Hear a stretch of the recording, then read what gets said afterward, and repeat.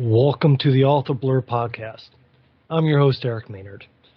So, today, on this episode, you're going to listen to me speak with Scott Warrick. I invited him on the show because I found him extremely interested in a Zoominar that I found him talking on. Spoke for 3 hours, and as you'll hear me in the episode mention, I don't really ever listen to something for 3.5 hours. So, with me being as interested as I was, I figured his conversation would bring interest to you. He also provided me with an article that I have on the website for you to read that tags along with what he discussed and a bit of what's in his new book. So with that being said, I want you to go to authorblurb.com. I always want you to go to authorblurb.com. At authorblurb.com, you can go and simply find the show, find the episodes that are there, find where you can subscribe if you don't want to listen to them on my website. That's all up to you. Or you can also read articles, read profiles, find different authors. There's a search in all different types of ways to expand and utilize what I'm trying to provide you. So I appreciate you being here.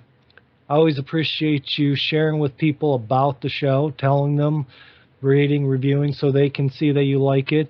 All these things, they're very helpful. And like I said, I appreciate it because the more you do it, the more people find me and say, this guy is worth listening to. And it gives me a little ego boost. Hoo-hoo. So with that being said, here's Scott and I talking. I hope you enjoy it. And I have to admit, we didn't touch nearly anything of what he can go into. He has a ton of information, well worth it, well entertaining, and hopefully I get to talk to him again and get more information for you. Knowing him, it looks like he's going to be putting out more books, and in doing so, there's a chance he might be on again. So with that being said, thank you for being here. Enjoy the show, and I'll talk with you soon. So I'm here with Scott Warrick. Scott, you've written 2 books, kind of 3, but the second one just has a more interesting cover name. And as always, it's better for you, the author, to basically describe yourself in your books than it is for me to do, because I'll just fumble around and sound foolish. So, Scott, if you could tell us a bit about yourself and then about your books, I would really appreciate it so we can get into finding out more about them. Yeah, no, that's great. Appreciate the opportunity. Basically, I'm an HR guy. I've been a human resource guy for 40 years. And for 26 of those years, I've also been a practicing employment attorney. And my whole thing is to keep morale high and stay out of court. And I'm not, you probably won't hear that from too many attorneys, because I'll tell you right now, you get a car with a peace sign on the front by suing people. Yeah. It's very lucrative, but it's also absolutely horrendous for your brain. Okay. So you think of that background that I'm trying to prevent problems. So back in 2018, I published my first book called Solve Employee Problems Before They Start. And the whole book is about emotional intelligence and resolving conflict. And I have a little system that I use to resolve conflict called EPR. It's empathic listening, parroting, and rewards.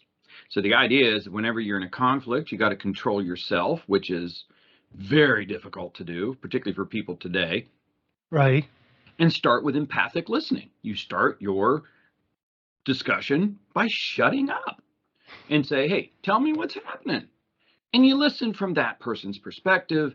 You then parrot everything back once they've told you, to make sure that you understand and that they know that you got it.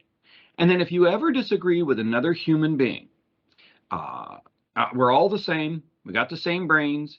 And if you just flat disagree with someone like we do today, you just called that person stupid. So if I turn around and say, Eric, you're wrong. You're just wrong. Where'd you get that idea? That's a real good way to get a salt shaker in the head. All right. So no, if you ever disagree with somebody, give them a reward.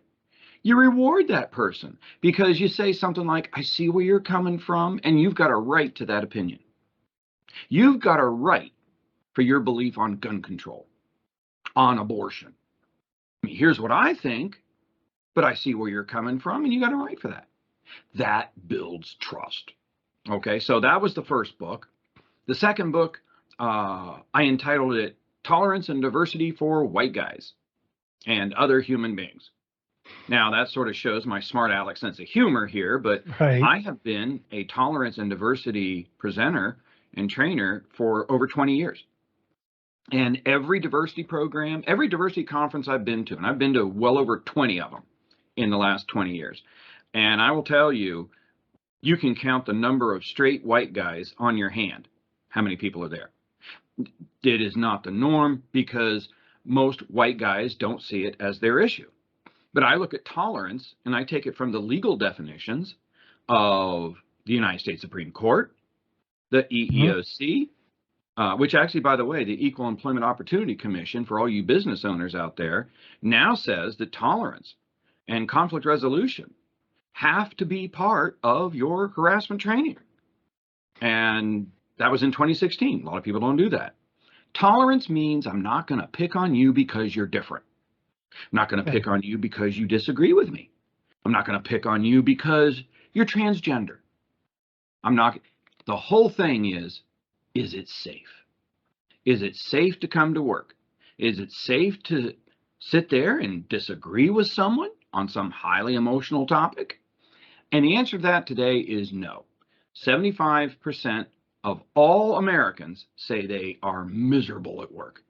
They hate their job. Okay, so that was the second book, and it's all about building a tolerant workplace.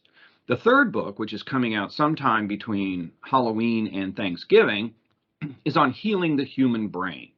You see, actually, the three books are a trilogy, and no one's going to buy a 750-page book.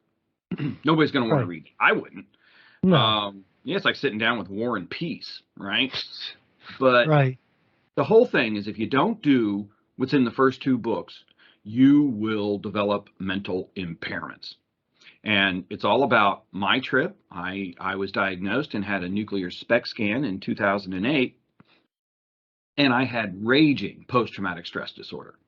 And PTSD is typically a combination of obsessive compulsive disorder, panic attacks, and depression. And that's what I had. Okay. And I got started on the nuclear SPECT scans because my oldest son has Asperger's autism. All right. So we took him in 2006. His brain was a mess. And here's what a lot of people don't get. You damage your brain. The number one threat to your brain and to your health, actually, are the people you hang around because of the distress. And I will tell you, for the 21st century, we are woefully misinformed and undereducated when it comes to talking about distress. If you and I, like this morning, let's say that we've got technical problems getting on, that will give you distress. Right. Okay. Computer, your car won't start, too much work, you're overworked. That will give you distress. But when you have distress from another human being, your body knows that your car or your workload isn't going to eat you, isn't going to kill you. That other human being might. And you're seeing this on the news today. The human animal is 7 times more homicidal than any other mammal on the planet. Your biggest threat to your health are those other people, because other people, bullies at work, release 3 times the amount of cortisol and adrenaline, which are distress chemicals, basically, when you overload them in your body. It'll kill you. It is your number one threat of heart disease. It is your number one threat of mental impairments. And we're 2 years ago, the APA in 2020 said we're at the breaking point. America is going crazy. And now we have passed that breaking point. We're broken. And so the whole book is all about how I improved my brain, how my son improved his brain, the neuroscience behind it. And if you look at my scan from 2008, it is a red blazing mess.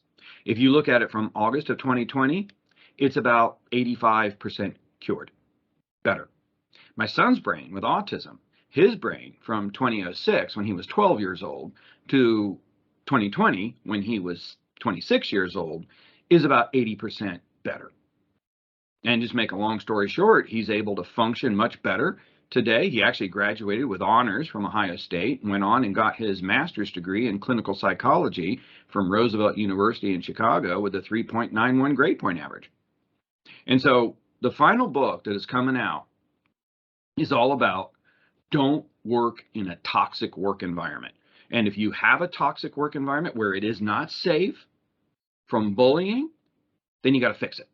And you've got to create an environment where it is safe to be different. So that's sort of you see how all three books fit together. And I'm already traveling all over the country, all over the place, presenting on this Healing the Human Brain book, because on average, 75 to 80% of everybody sitting in the audience is on psychotropic medications, and the vast majority, they're not working.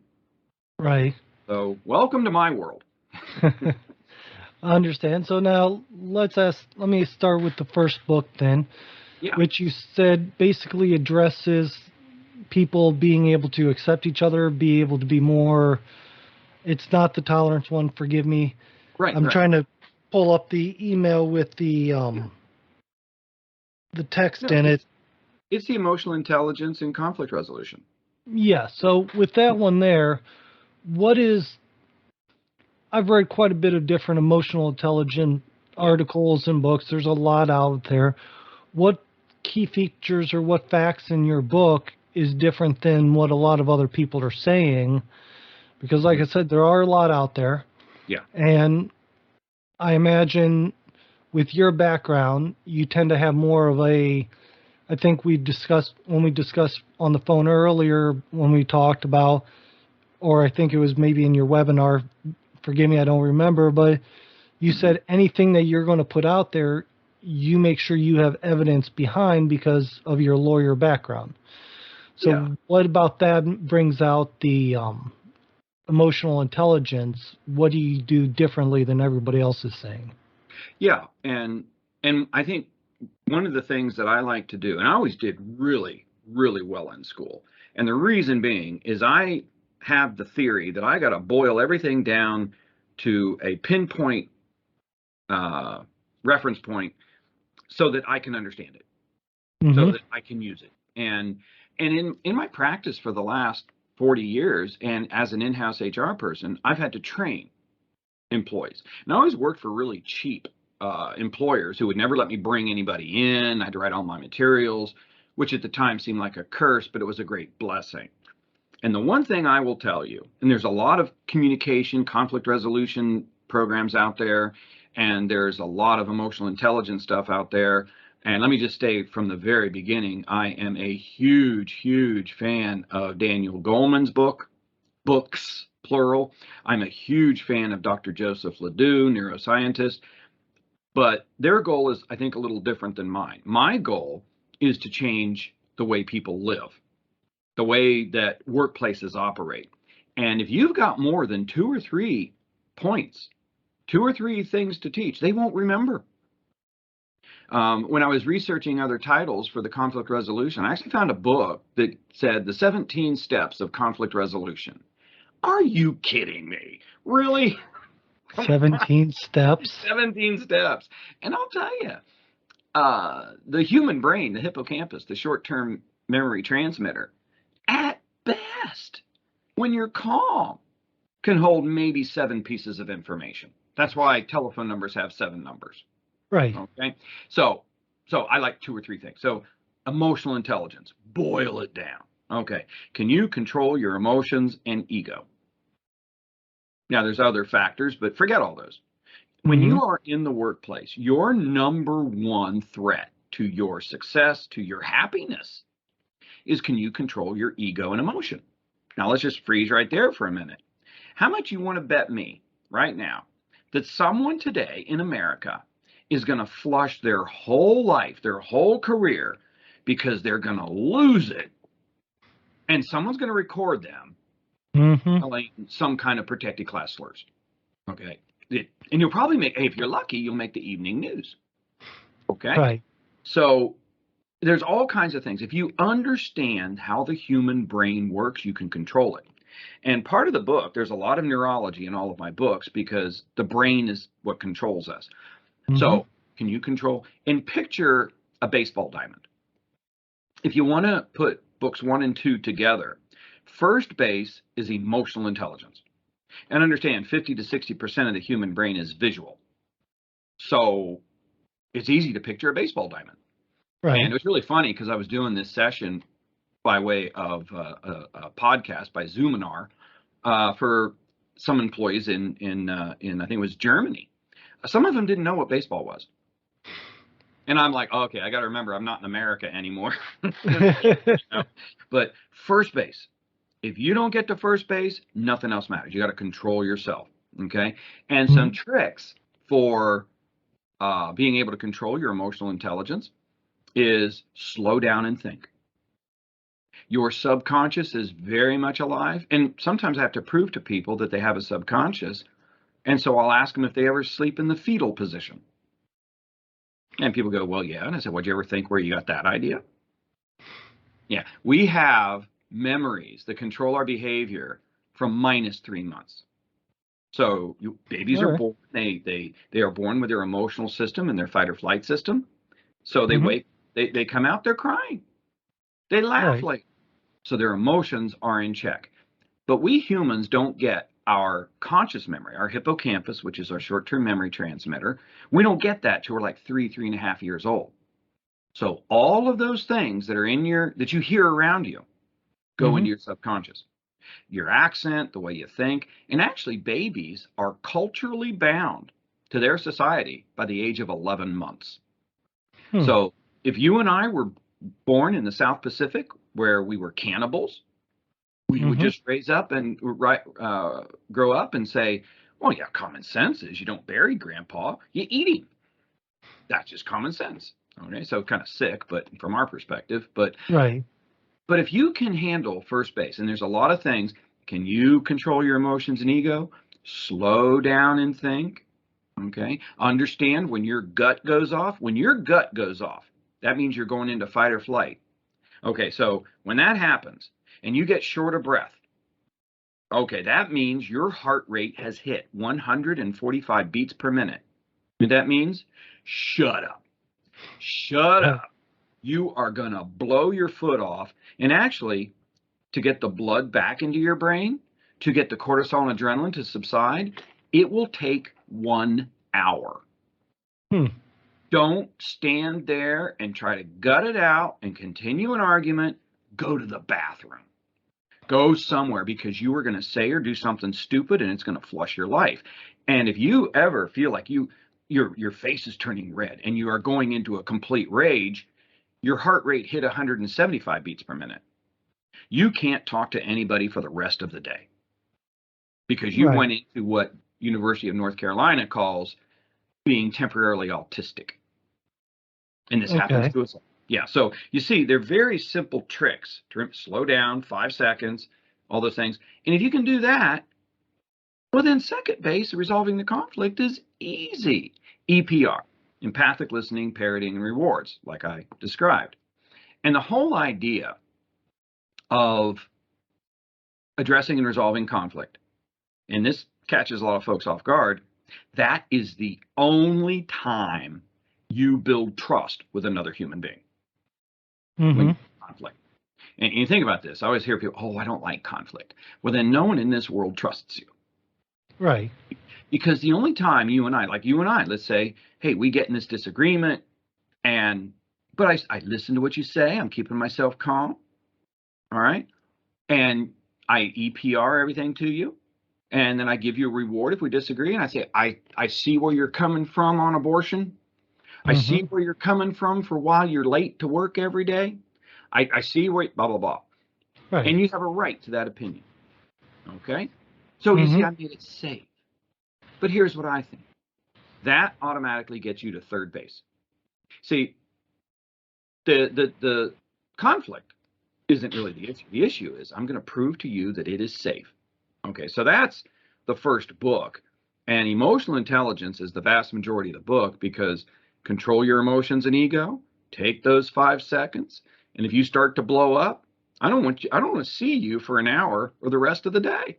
So very practical. And I got to train this to, groups of 10, 15 people to groups of 1,000. All So right. how do you get everybody to understand these things? And then management has to enforce them. Mm-hmm.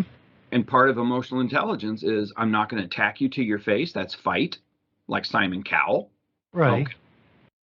But most people are gossipers. And so, that's bullying.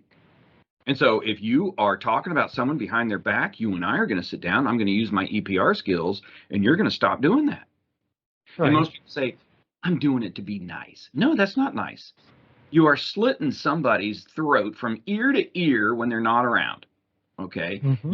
And this will date some of my things that I'm saying, and maybe for some of your listeners, you're Aunt B from the old Andy Griffith Show. Yep. And people say, oh, she's so nice. She's so sweet. She's an evil harpy. She's a horrible human being. She never sits down and addresses the issue. Instead, she sits at the kitchen table with her old bitty friend Clara and talks about everybody behind her back. Okay, what I just described there, number one cause of divorce.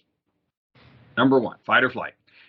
People pay $100, $150 an hour to come into marriage counseling to talk about what they should have been talking about at the kitchen table for the last 5 years. So that's the emotional intelligence, control your ego and emotion. And if you can't do that, shut up and get out. And then EPR. That's the joy of the first book. Okay.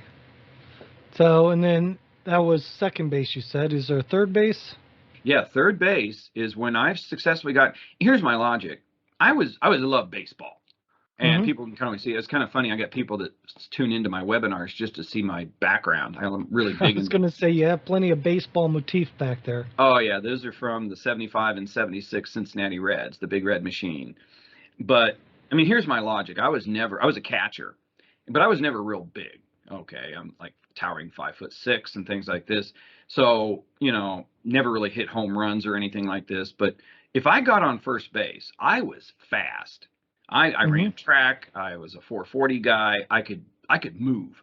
And when I wasn't catching, I would play center field because I could cover a lot of ground. If I got to second, I promise you, within 1 or 2 pitches, I was on third base. Because to me, it just makes sense. And I understand this is at the, not at the professional level, but I could get a lead off as far as the shortstop or the second baseman. And so I could get a third or a quarter there. And since I was a catcher, I knew all about balks. As soon as that pitcher's ankle, his heel, crossed his ankle, I was gone. Because he had to go home. He couldn't go to third, because if he went to third, that's a balk. I'm there anyway. So I always stole third base. Always. Okay. That was a sure thing. But getting to first base was quite a challenge. Okay, that was tough. In a second, that was a little more difficult. So if I can control myself, and you can see me, when I resolve a conflict, I don't get up in somebody's face. I sit back. I slow down the way I talk, because if I slow down, they'll be a little more relaxed. And then I get to second base, EPR, and I can show them it's safe to disagree. That builds trust. Third base, you're automatically on third base, and the person knows it's safe to disagree with you. Right. So it makes sense. And then are we going home with this, or? Yeah, home is a little different. Home plate is actually where I've got everybody focused on the same goals. So the idea is you don't have everybody supporting your goals until there's trust. Yes, right. There's nothing fuzzy and feel good about it. They have to know that it's safe to disagree with their supervisor, that it's safe to disagree with management and each other. And if you want everybody to come home where everybody is focused on your goals, okay, well, there's some rules, okay? And Forbes magazine is a great publication that says, in a bad year, only 4% of the companies in this country hit their strategic goals. Only 4%. And in a good year, only 1/3 will. Well, in our best years ever, that means 67% aren't. And what they say is, number one, is there's no trust in the organization, so people won't support your goal. Right. Okay. We're not addressing and resolving conflict. And the second reason is our goals are too complicated. You know, and I'll think of it this way. Does everybody know why you're there? Okay. And, what's your mission? What's your vision? And I'll ask CEOs, so what is your mission statement? And they'll pull off this plaque off the wall and start to read it to me. I said, no, if you got to read it to me, who's going to remember it? Right. Tell it to me. Okay. So some great mission statements. Disney, happiest place on earth. So people got to want to support that, and they got to know what it is. Nordstrom. I love Nordstrom as an example because it's right across the street here in Columbus from Walmart. Now you talk about two very different cultures, okay? Right. But you go into Nordstrom, they have one motto, they drill into their people. You treat everybody who came through that front door like they just spent $5,000. You see, things like that, those mean I know what I'm doing. And then you publicize them. You tell people. And I'll go in to a management team, even executives, and I'll ask them, hey, what are your strategic goals for this year? They won't know. Well, if the executive team doesn't know, how do you expect the line workers to know? So you kind of see where everybody isn't on board. So yeah, that's actually in the first book, and I think it's in the first book, looking at how you get everybody home. But most of the stuff I stop at third base and say, hey, you got to build trust, because that's a major accomplishment right there. And if you build trust, then people start asking you, hey, what about this? What about this? They want to see the company. The biggest sign in the world that you don't have any trust in your organization is that people will not wear your logos. Right.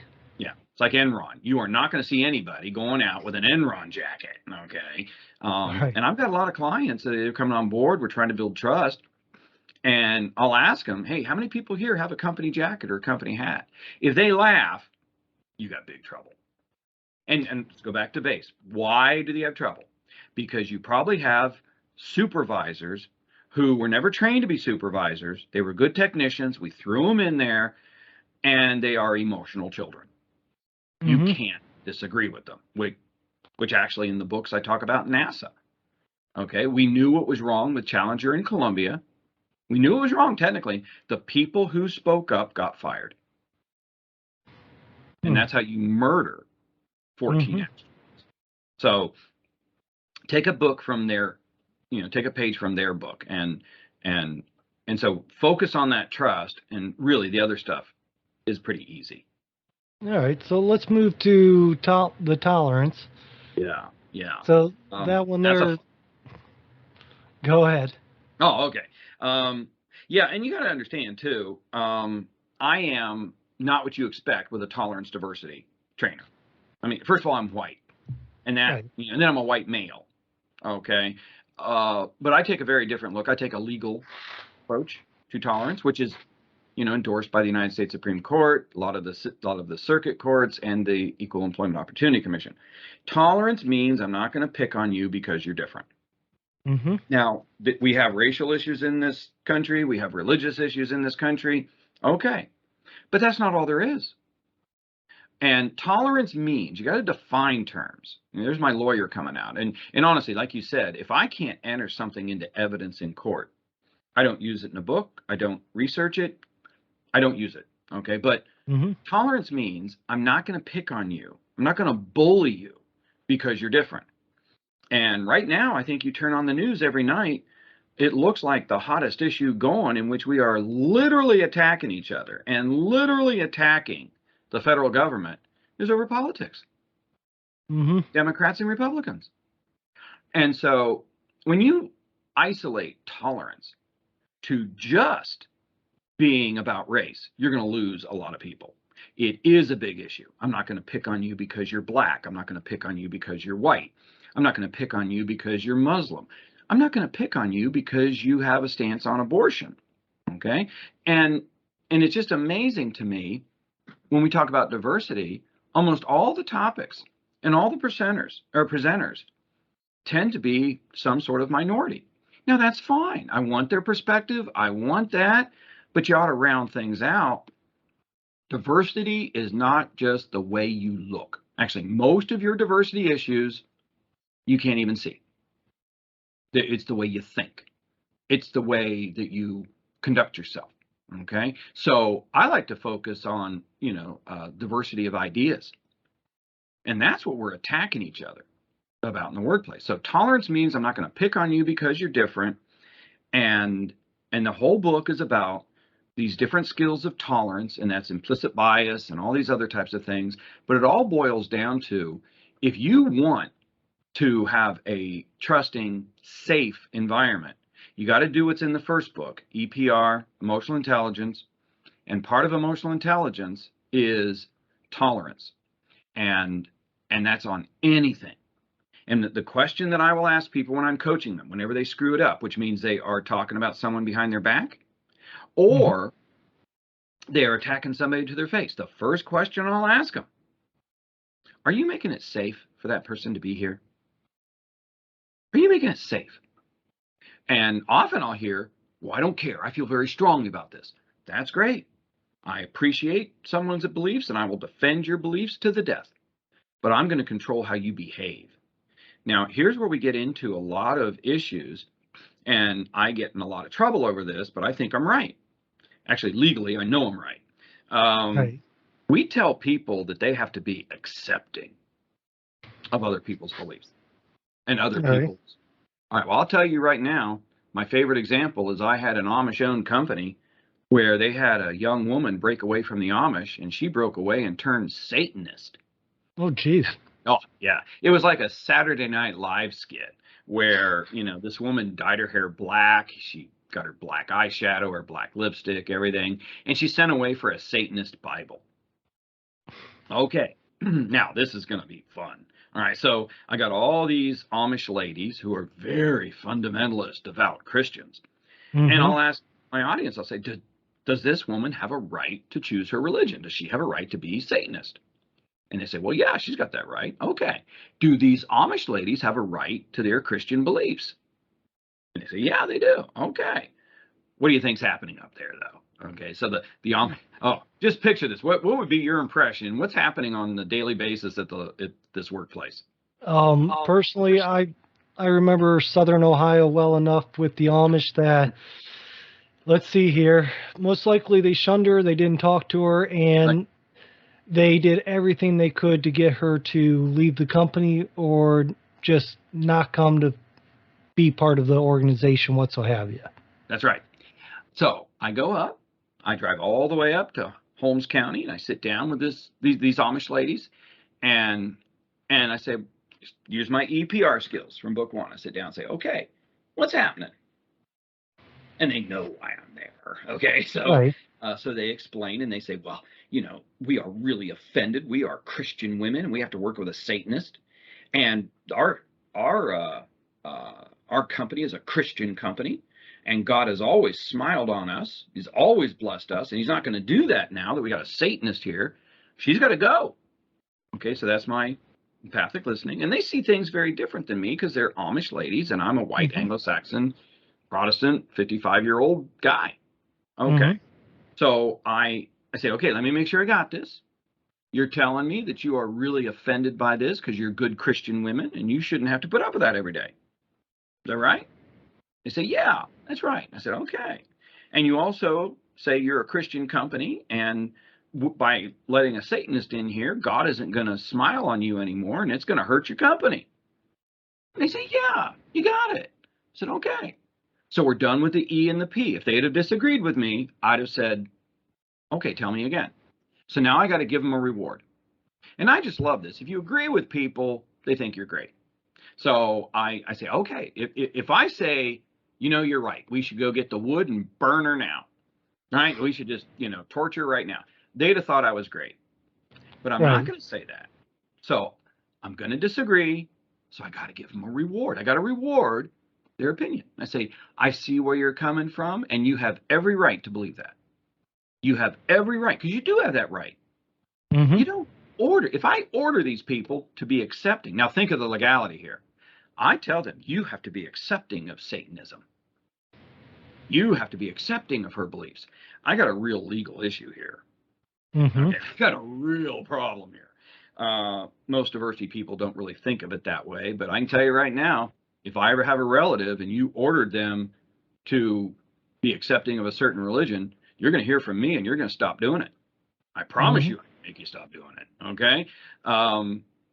Instead, I say, you have a right to those beliefs. I'm never going to tell you what to believe. But let me ask you, are you making, and here's the tolerance, are you making it safe for her to be here? And they were very honest. They're afraid of hell, so they're going to be very honest. And they said, Right. I don't care. We want her out of here. We don't want it safe. Well, I'm not going to tell you what to think, but I got to tell you how to behave.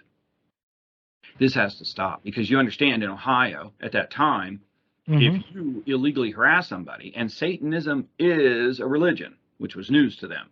Satanism is a religion. She can sue this company and she'll win, and Mm-hmm. she can sue you personally because she's recorded all the things that you've done to her and said to her. So I'm not here to hurt you. I'm here to help you. You believe what you want to believe, but I'm going to control how you behave. And that's got to stop. And we had a really great discussion after that, because they could see it was safe to open up to me. And one of the ladies said, well, yeah, but she's going to go to hell. She's going to burn in hell. I said, yeah, that's what she's shooting for. Yeah. That's the goal. Okay. So, and it was really funny. We met for like 2 hours. And I said, you believe what would Jesus do?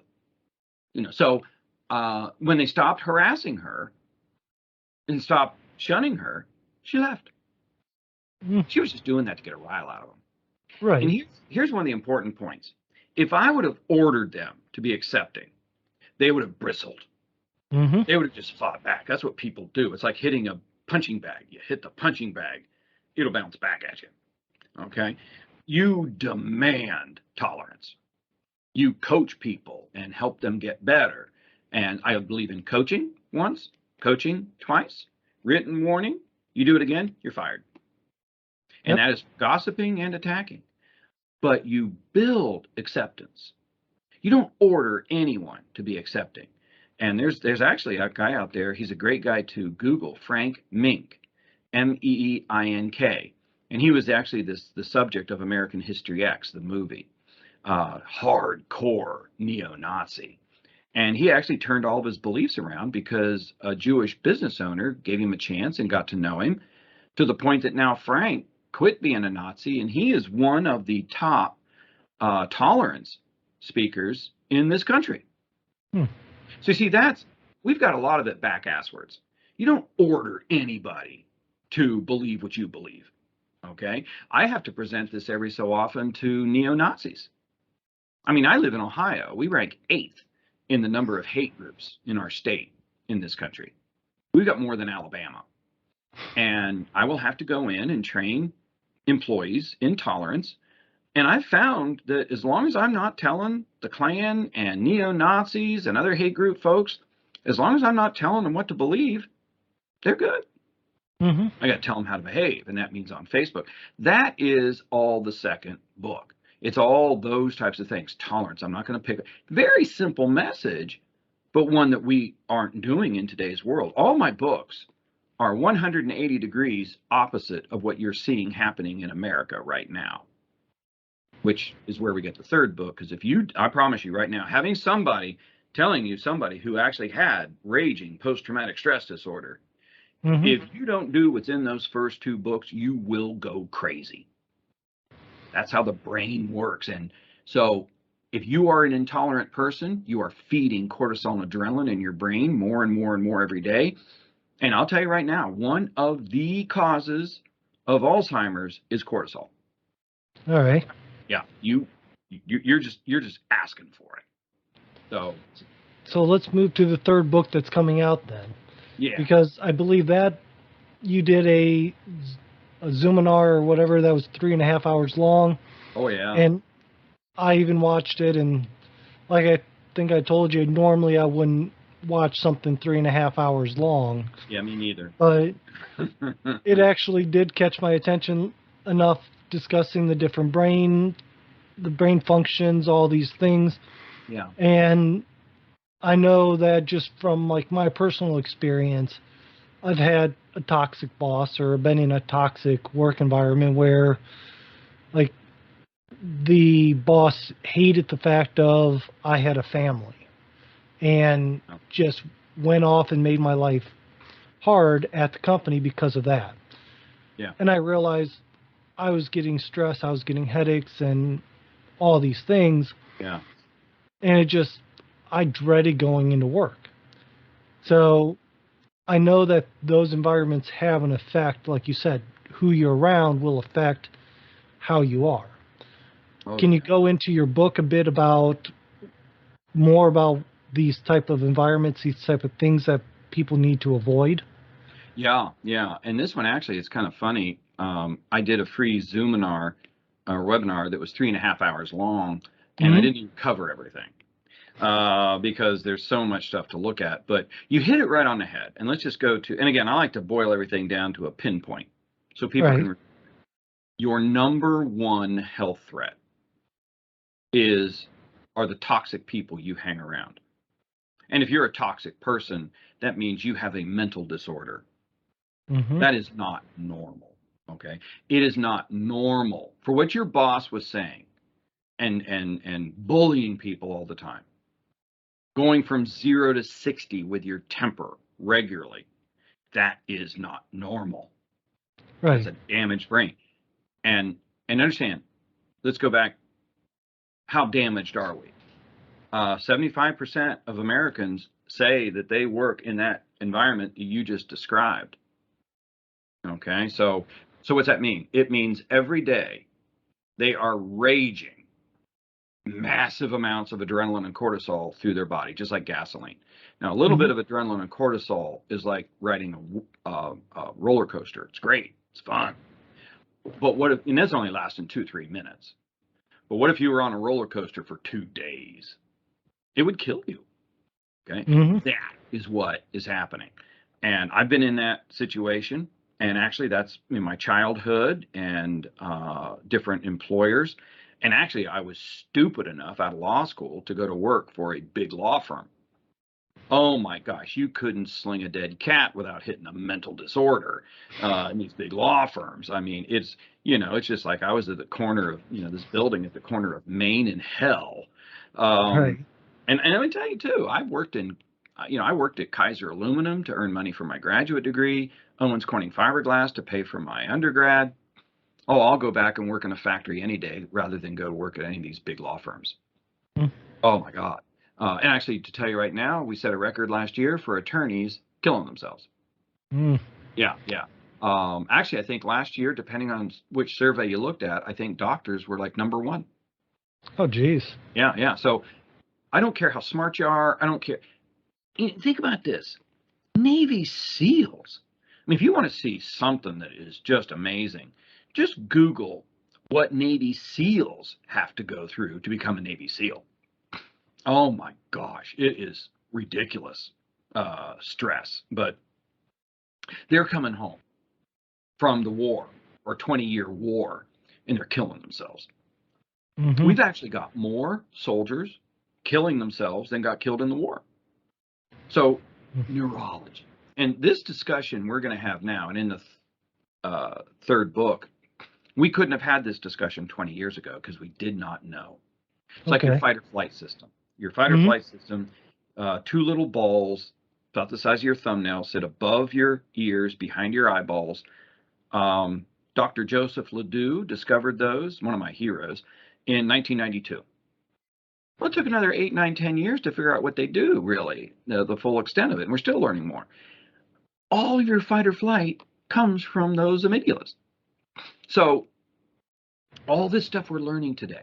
So let's look and see what happens when you're, like we said when we got started here, when your car won't start, when your dog wets on the floor, when all these things that cause you stress, finance, all those types of things.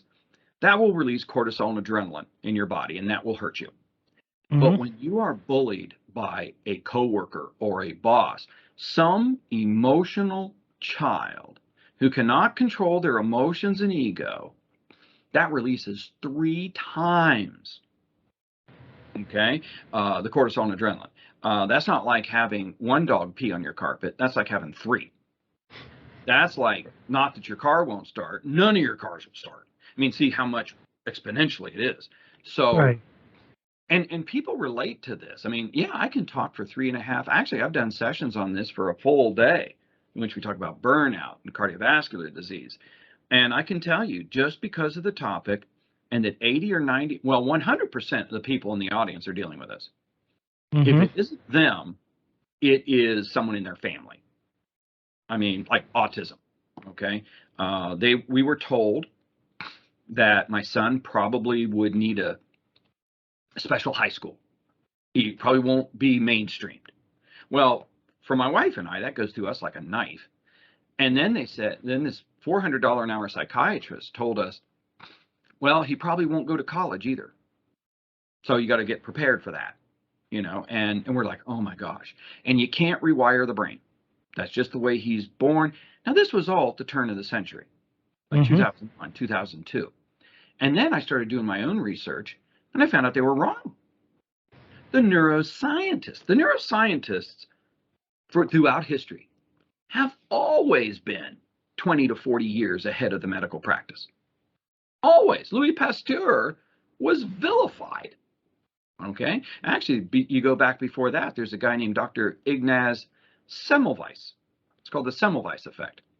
He figured out that doctors were killing their patients because they didn't wash their hands Mm-hmm. after they were doing autopsies and went and delivered babies. Right. So he had the audacity to actually suggest that doctors wash their hands before they deliver babies. Well, they basically ran him out of the medical profession. He went insane.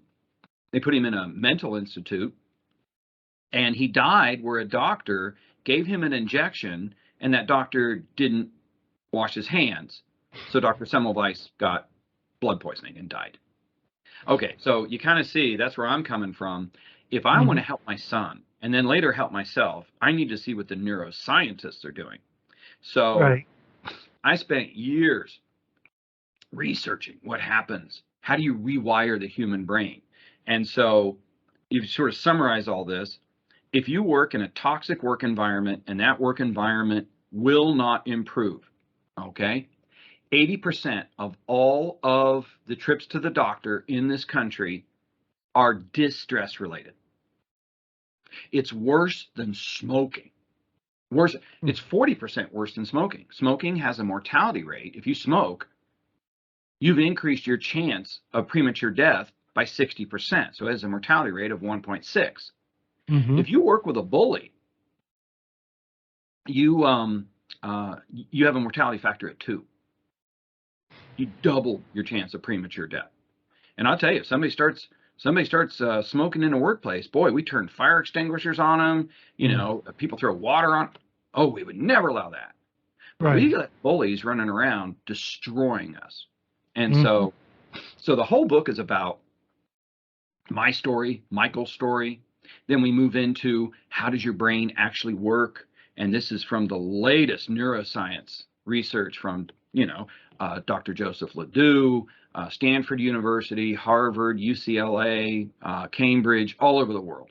Actually, the bibliographies of this book was like 180 pages or 190 pages for the book, and I had 450 citations. So I had to cut that down because they just kind of got in the way. But this is Right. heavily researched, and if I can't enter something into evidence, I don't talk about it. Right. So then I take people through and I show, look, here's my brain. Here's the neuroscience behind it. Here's my son's brain, who is my co-author, by the way, Michael. And you can cure your brain. Mm-hmm. You can, and I'm not anti-medication.